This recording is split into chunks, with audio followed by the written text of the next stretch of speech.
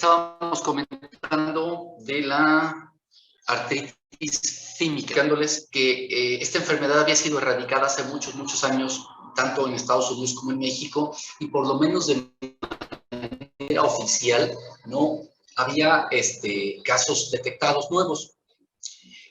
A otro nivel ya no tan institucional, nos andábamos topando luego con que sí había pacientes, con que tenían ya rato en tratamientos y pues eran tan escasos que como que no los cuantificaban, no los registraban mucho. De estos pacientes, pues evidentemente se formaron más y esos más hicieron otros más y entonces proliferó. Les platicaba que de la información que investigué de la literatura de Estados Unidos había habido un incremento muy importante. Entonces, si había más tuberculosis, pues teníamos más tuberculosis en todas las demás variedades. En cuanto al articular, que es lo que nos llama ahorita, estaríamos viendo que son pacientes pues que a veces no saben lo que tienen y entonces empiezan a tener manifestaciones de tipo de fiebre y de cambios en la biometría. Estos pacientes van a empezar a tener dolor, inflamación ocasional, molestias que luego se convierten en dolor importante y así tienen altibajos. Cuando tenemos la presencia de un aumento de volumen en la articulación, está recomendada hacer la punción para ver su contenido. Desde el principio podemos ver en la punción lo que sacamos. Un líquido articular sinovial clarito, transparente, ligeramente amarillo, pues que sería meramente inflamatorio. Luego se puede tornar un poquito amarillo más intenso, menos transparente, y luego volverse ya turbio. Hay una técnica que mencionan algunos libros, que la jeringa con la que obtenemos ese líquido, la podemos ir girando para poder ver a través del tubo de la jeringa los números, la graduación que tienen ahí pintada.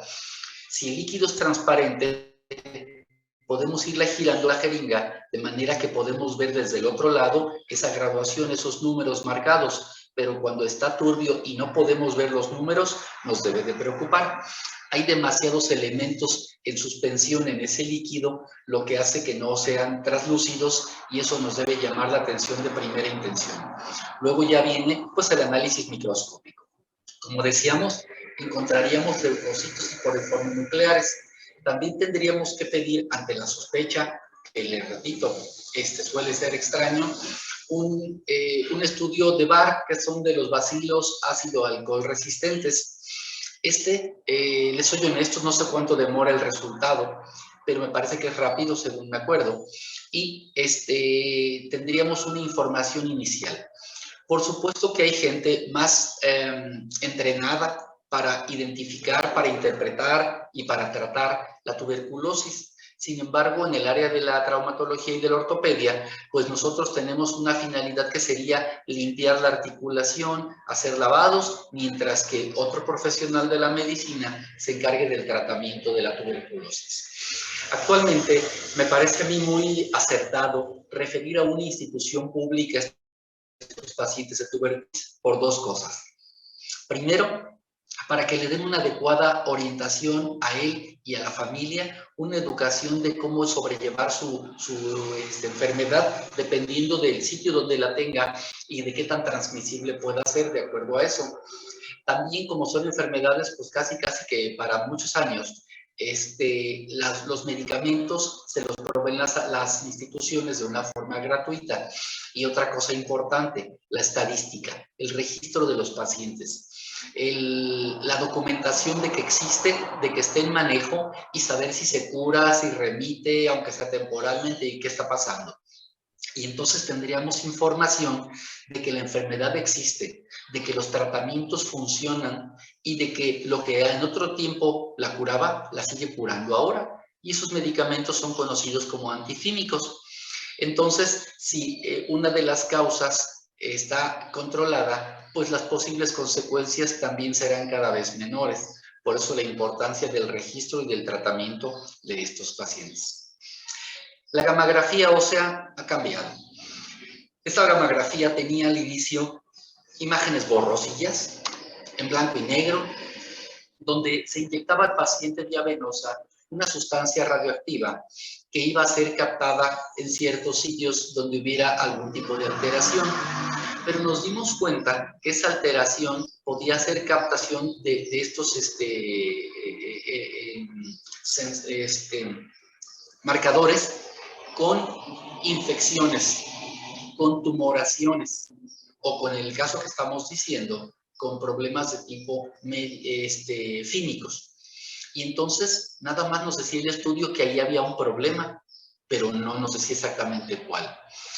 En la imagen de la izquierda, que tiene un punto grande de captación y otros tres intermedios, efectivamente el paciente tenía una artritis séptica que en ese tiempo pues la resolvimos, pero en la rodilla del otro lado también se ve captación en uno de los cóndilos y esa paciente no tuvo nada infeccioso en ese tiempo.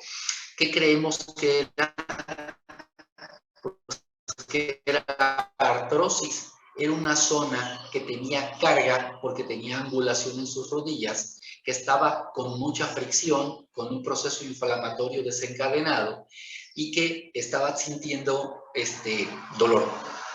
Entonces el estudio pretendió ser un comparativo y aunque también nos da una marcación, una captación del lado contralateral, no coincidía con la técnica que teníamos del otro. Por cuestiones de dinero, cuando resolvimos ya el problema infeccioso, no le volvimos a hacer otro estudio a ver qué había pasado, pues con las dos rodillas. Y ahora nos quedó también la duda, pues de que también fuera un proceso infeccioso inicial. Sin embargo, en el del lado que estamos comentando, en el más afectado, todo empezó después de una cirugía de rodillas. Se le puso una prótesis por desgaste y angulación, que precisamente del otro lado también tenía desgaste y angulación. Entonces, yo ya no pude saber después qué pasaba con la otra rodilla, pero clínicamente ya no tuvo problemas. Para tratar a estos pacientes, pues los antibióticos es el manejo inicial. Aunque hablábamos de un origen clínico de este tipo de artritis, no debemos de olvidar que se puede combinar con otro y entonces tenemos una mixta. Tenemos un problema de tipo tuberculoso y tenemos otro problema con otro tipo de microorganismos. Entonces, la aspiración del líquido y el estudio del mismo se tiene que hacer. Decíamos hacer gram, hacer bar, ¿sí? Para estar viendo lo macroscópico, lo microscópico y tener probablemente los dos tratamientos. La artrotomía es cuando abrimos una articulación y la podemos abrir de diferentes maneras. Podemos abrirla de una pequeña incisión por la que metamos una cánula y estemos irrigando el interior para que entre y salga el líquido, de manera que se laven todos los rincones de la rodilla. Y la otra sería por artroscopía. Se mete la cámara, visualizamos el interior, buscamos si hubiera daño en los cartílagos, quitamos la sinovial y, por supuesto, el agua que entra y sale, pues nos va a servir para hacer el aseo quirúrgico que necesitamos. Cuando todo esto se hace en una forma temprana, vamos a tener un resultado a nuestro favor, pero a veces se hace tardío porque el paciente no vino, porque vino pero no encontramos, no hicimos el diagnóstico oportuno, porque sí lo hicimos, pero el paciente no se hizo el tratamiento por cuestiones de dinero, de decisión personal, o ahora como está el asunto, que está lo de la pandemia, mucha gente no quiere ir a los hospitales y hay cosas que están posponiendo, no cosas pues, procedimientos que se están posponiendo porque no quieren estar en hospital. La gente que de veras no puede esperar, pues la estamos atendiendo y la estamos viendo. Y el riesgo de que un paciente vaya al hospital, pues es el mismo que el doctor tiene de ir al hospital. Entonces, los pacientes han ido perdiendo el miedo cada vez al paso de este año que ya nos transcurrió y como se dieron cuenta hace rato con la llamada, pues seguimos teniendo la necesidad de seguir operando pacientes que sí están volviendo ya a los sanatorios y quirófanos. Cuando existen secuelas, resultados que no nos gustaron de la evolución mal atendida o con mala respuesta en un paciente con artritis séptica, tal vez fímica. Las secuelas, como decíamos, son fijaciones de las articulaciones, a veces no se quedan pegadas como veíamos en las anquilosis que eran nada más fibrosas y el paciente se mueve un poco la articulación y eso genera un dolor persistente. Entonces, si ya no podemos modificarla como para una prótesis del caso que les contaba hace rato, pues tomamos la decisión de hacer una artrodesis, que es la fusión quirúrgica de una articulación. Esa fusión quirúrgica elementos nocivos, la sinovitis excesiva que está ahí presente, quitar los restos de cartílago y hacer lo que le llamamos una escarificación al hueso, parecido a un legrado. Con cucharillas o instrumentos relativamente filosos, se rasca todo para que quede el hueso avivado y al quedar totalmente limpio y expuesto, lo unimos con el otro extremo para que se comunique, como veíamos en la imagen de las anquilosis óseas, y se fusionen. Esto no es tan sencillo, porque nos puede quedar todo a medio camino, medio pegado, medio suelto y con dolor. Y entonces lo que hacemos ahí es ayudarnos de elementos de tipo de implantes, en los que se pueden poner placas con tornillos, clavillos, tornillos, muchas variantes dependiendo del tamaño de la articulación, para que la mantengan fija, mientras la consolidación propia del cuerpo hace que se unan esos dos segmentos como si fueran una fractura. Eso es la artrodesis. La artroplastía es cuando le ponemos un implante, pero ya de tipo funcional. Es decir, si hablamos de la rodilla, que es muy frecuente, una prótesis total de rodilla. Esta prótesis devolvería todas las capacidades funcionales de la rodilla y su requisito, como ya habíamos mencionado un poquito hace rato, será uno, que ya no tenga infección de ningún tipo, ni fímica ni microbiana. No debe haber nada de eso. Tenemos que tener la evidencia de cero manifestaciones de infecciones. Para esto tendría que haber pasado ya un buen tiempo en el que el paciente tuviera ya cero síntomas y a lo mejor hasta por laboratorio tuviéramos ya ausencia de leucocitos. En estos casos pondríamos ya la prótesis también sabiendo que la anatomía sigue respetada y que aunque se haya perdido el cartílago o tuviéramos pequeñas lesiones de hueso, todavía se conserven los elementos principales donde esta prótesis se va a adherir, porque son pegadas con un cemento especial, para que tengan los espacios bien rellenitos y no haya huecos. Cuando son defectos pequeños o hasta medianos, podemos rellenar con injerto de hueso, que puede ser del propio paciente o de un donador cadavérico. Pero la artroplastía sí puede llevarse a cabo. Esta es una artrodesis. Este es un mecanismo ya muy viejón, pero que se utilizaba, en el que el paciente se somete a presión. No nomás hacemos la fusión que les platicaba, raspamos todo, le ponemos injerto para que una los dos segmentos, sino se pone ese sistema que son barras arriba, barras abajo y unas laterales que los unen. Y como están roscadas, las vas apretando y generas una compresión axial, se hace un sándwich en el interior y esa compresión del sándwich ayuda a que en la zona articular se consiga la fijación, la fusión de estos elementos y quede ya endurecido para que ya no duela. Por supuesto que ya no va a funcionar. El paciente puede caminar con la pierna estirada, pero ya sentarse y acomodarse en un auto y viajar le cuesta trabajo porque la pierna va a estar estirada. La gente de una talla media o hasta un poquito baja, pues acomoda y vamos a decirlo así, cabe en todos lados. La gente con tallas altas que tienen una estatura mayor de un 70 o un 75, le va a costar más trabajo acomodarse en zonas donde el espacio sea mucho menor para poder tener la comodidad de estar con la pierna estirada. Entre las complicaciones puede existir hasta la muerte. Una infección que pasa de la articulación a la sangre puede viajar y hacer una septicemia. Los pacientes se ponen mal en poco tiempo y terminan por tener unas complicaciones que pueden acabar con su vida.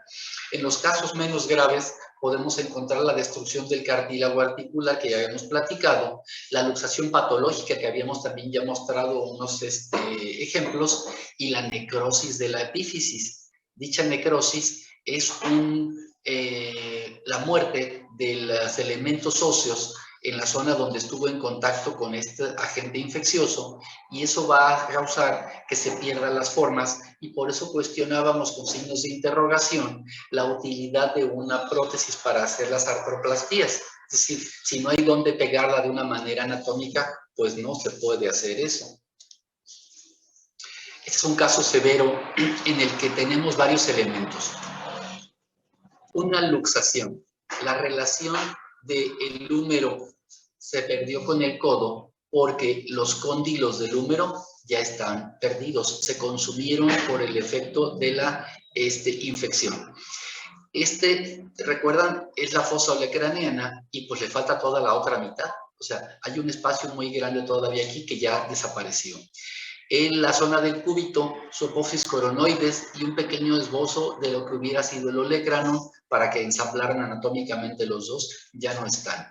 Se ve una zona muy amplia de tipo inflamatorio, con líquido articular, que tiene varios elementos óseos ya dispersos en esa zona, debido a la cronicidad del problema. Es un caso que duró mucho, mucho tiempo así y que no tuvo un tratamiento correcto. Recuerden que por vía hematógena nos pueden llegar los microorganismos y también los bacilos ácido alcohol resistentes, como los que causan la tuberculosis, lo que hace que al llegar a un punto cerrado, como son las articulaciones, proliferen de una manera más importante y tengamos la presencia de esas artritis de una forma más aguerrida, más severa.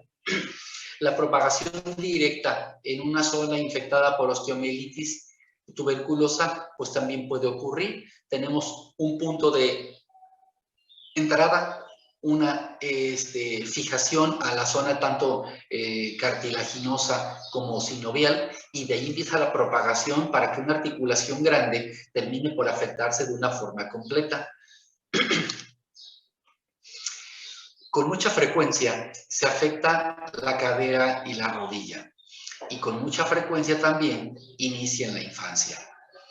Recordamos que va a haber un derrame, es decir, la presencia de un líquido donde no debería de haber, con un engrosamiento de la sinovial. La sinovial es una capa delgadita que rodea todo, pero que una vez afectada se vuelve no nomás gruesa, sino prolifera como si fueran racimos, como uvas, así en una forma muy exuberante.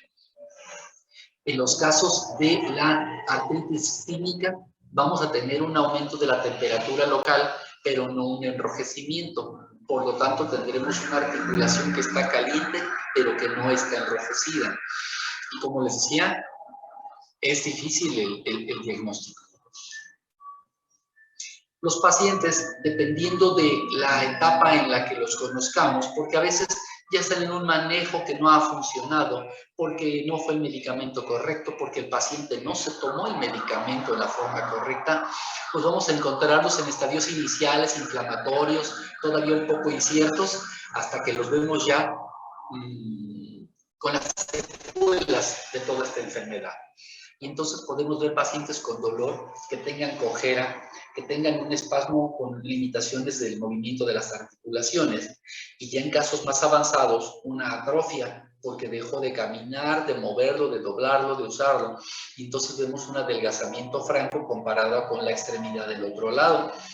Entonces esos son en diferentes etapas de su evolución.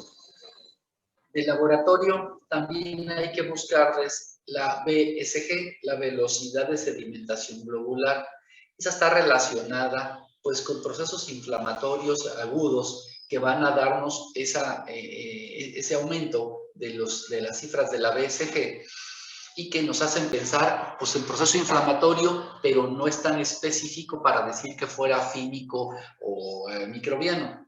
Y por supuesto las pruebas de tuberculina positivas, que como les decía, son más escasas, hay menos gente que saben hacerlas, y recomendación de enviarlos a las clínicas del sector público, del sector salud, para que ahí sí las áreas de medicina preventiva tienen programas para todo esto, conocen los temas, conocen los casos, las presentaciones clínicas y, por supuesto, manejan bien a los pacientes. La cirugía está muy indicada en estos casos para resecar todo lo que esté afectado, los medicamentos antituberculosos y el reposo. Decíamos al principio de este tema que la nutrición era uno de los factores que predisponían tanto a la tuberculosis como a la artritis tuberculosa. Por lo tanto, se convierten, perdón, en parte del manejo. La nutrición, que puede ser pues enteral o parenteral según la condición del paciente, es decir, por vía oral o por vía venosa. Existen actualmente numerosos productos en polvo que se disuelven, en líquidos que se beben y en tabletas como tales para estarlas comiendo a manera de suplementos. Siempre habrá los mejores, los más serios y los otros que son de un tipo pues más de venta por televisión y por internet. Pero lo que sea que mejore la nutrición del paciente va a darnos como resultado una mejoría. La rehabilitación. Si alcanzamos a salvar esa articulación y tenemos resultados que permitan la movilización del paciente ya sin dolor, la rehabilitación nos va a ayudar mucho para que los músculos vuelvan a fortalecerse, para que el paciente recupere sus capacidades de movimiento, de marcha en el caso que sea la rodilla, y otra vez recupere sus actividades habituales de la vida, en las que pues, trabaja, hace algo en casa o lo que deporte, lo que ese paciente tuviera como actividades habituales. En la rehabilitación se mejoran los arcos de movilidad, se reduce la inflamación postquirúrgica de todo esto que acabamos de mencionar que se va a hacer y, como decíamos, le quita la atrofia a la extremidad. Es muy importante. Yo creo que es así como el broche de oro, la rehabilitación en estos casos. ¿Algún comentario?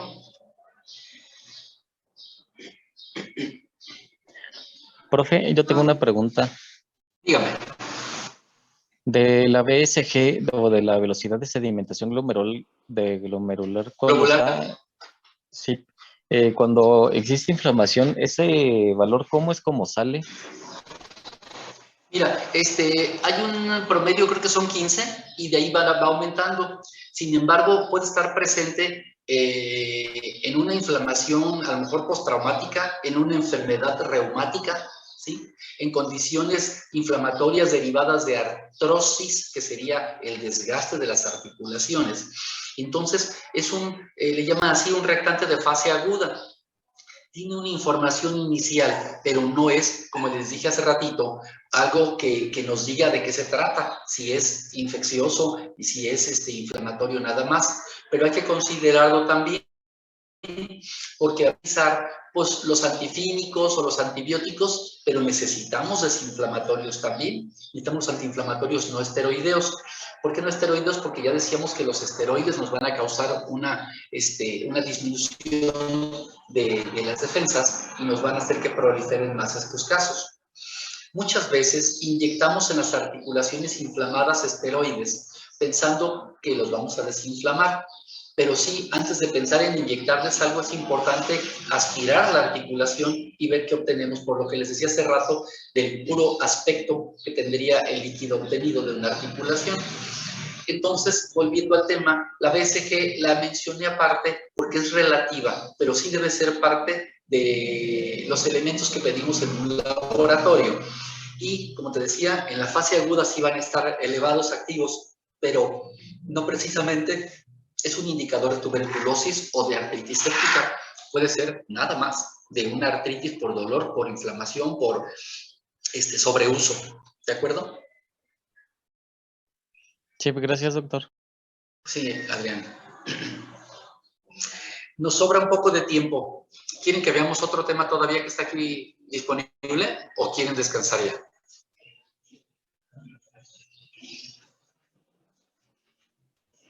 Estrella, ¿qué dices? Ángel. Ángel, ¿qué dices? Pues como usted vea, profe, si nos lo puede dar, pues adelante. Vamos a avanzar, o sea, estamos en tiempo todavía, pero pues vamos a aprovechar. Sí. Denme un momentito. Pues adelante.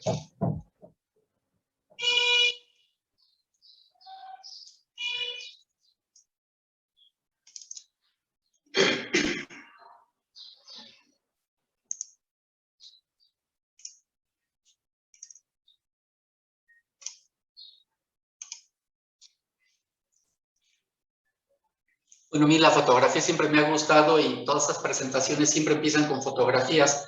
Algunos días me las brinqué, pero pues son fotos que yo he tomado y que me gustan. La osteomielitis va muy de la mano con la artritis séptica, como decíamos hace ratito. Una osteomielitis se puede complicar con artritis séptica y una artritis séptica puede brincar al otro lado de la cápsula articular y constituirnos una osteomielitis. También esta la consideramos un trastorno serio y es una infección del tejido óseo, es hueso infectado, no es la piel, músculo, es el hueso infectado. Aquí podemos tener varios agentes como las bacterias y los hongos causando este problema.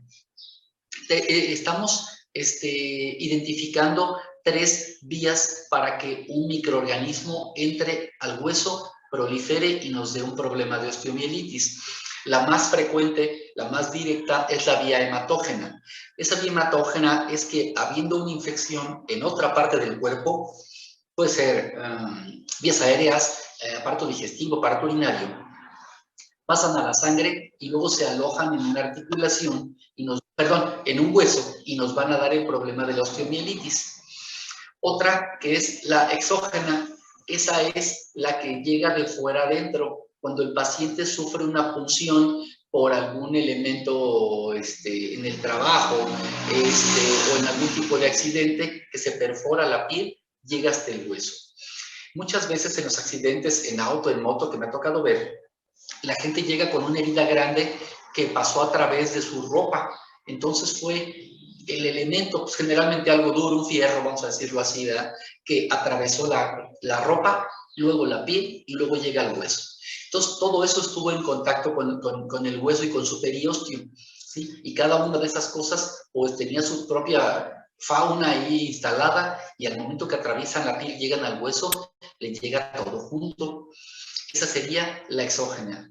Y por contigüidad, cuando ya teníamos una infección cerca, por ejemplo, en tejidos blandos, la piel, los músculos, y de ahí brinca el hueso por falta de tratamiento, o lo que dijimos al principio, está en una articulación y lo que le queda cerquita sale de la articulación, se instala en el hueso y ahí empieza también todo eso. Entonces, son esas 3 vías que tenemos: hematógena, exógena y por contigüidad.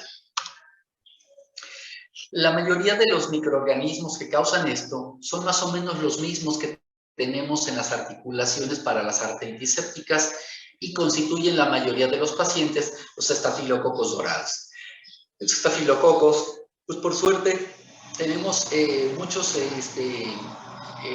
antibióticos que los pueden combatir, pero ya sabemos, se van haciendo resistencias de acuerdo a lo que el paciente se ha manejado con antibióticos en otras ocasiones, o dosis mal hechas, o tiempos incompletos de los esquemas. Esto, a través de la piel, de mucosas y de bacteremia, podríamos hacer también que estuviera presente.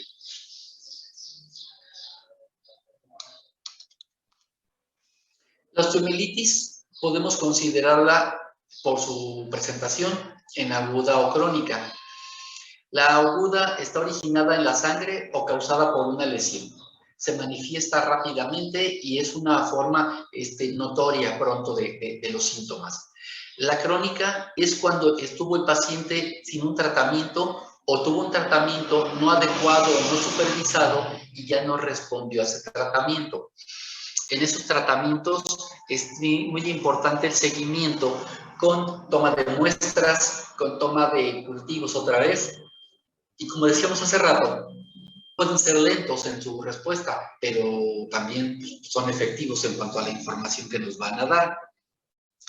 Estas, como decíamos, están muy relacionadas con las lesiones, con las fracturas expuestas, Aquí tenemos un tobillo y la pierna, donde vemos un segmento del peroné que está aquí, acaba el otro segmento del peroné, es decir, esta es una fractura expuesta con una herida grandota que nos lleva a pensar, pues lo que les decía, que el elemento que rompió esa piel, pues primero atravesó también la ropa, y entonces es una exposición muy grande en un ambiente pues sucio. Cuando ya estamos en un quirófano la cosa cambia, pero cuando estamos afuera es un elemento sucio, y todo eso va a hacer la severidad de qué tanta tierra, qué tantos microorganismos entraron, para que podamos pensar también con qué velocidad va a progresar o cuál es el riesgo tan grande.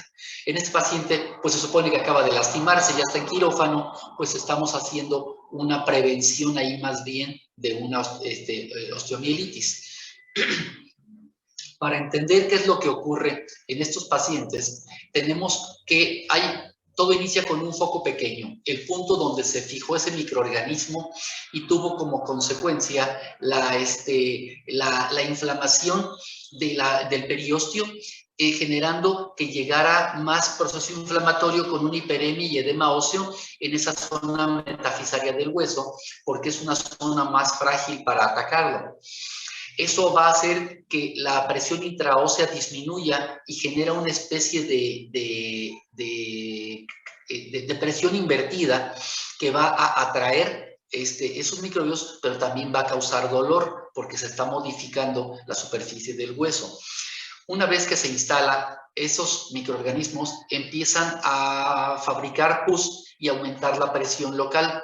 Cuando eso se empieza a congestionar, la circulación que normalmente llegaba ahí empieza a trombosarse, a sentirse presionada y congestionada, y como ya no le llegan los nutrientes ni el oxígeno, empieza a ocurrir la necrosis del hueso. La bacteremia nos puede llevar a una septicemia. El periósteo es más blandito en los menores de edad, en los niños, por eso se facilita. Pasa de lado a lado más rápido y viaja mucho más pronto que en un paciente adulto. Los pacientes van a tener dolor, malestar y fiebre. Pueden tener en otros casos vómito y hasta cefalea, y nos va a llamar la atención pues la celulitis de la región. Hay un enrojecimiento, un abultamiento y mucho dolor, teniendo un absceso que va a ocupar los tejidos blandos que lo rodean. Esto es otro asunto. Esta es una complicación de un hallux valgus por demasiado roce que nos trajo como consecuencia la entrada de microorganismos. Y pongo la foto donde están los dos pies para que vean el color habitual de uno y el enrojecimiento de otro. Esa es una celulitis con una infección. Tenemos como manifestaciones clínicas que puede haber derrame sinovial y que a veces esté estéril.